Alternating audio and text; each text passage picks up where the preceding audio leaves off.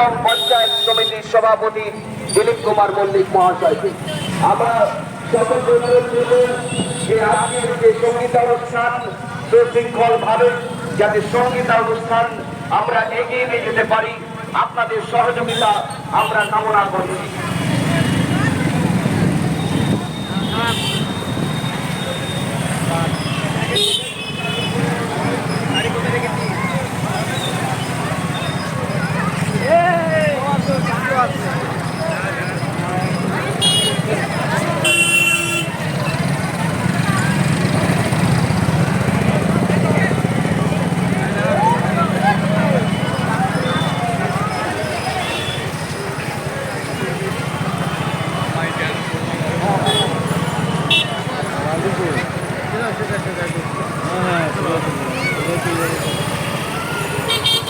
ওইগুলি কই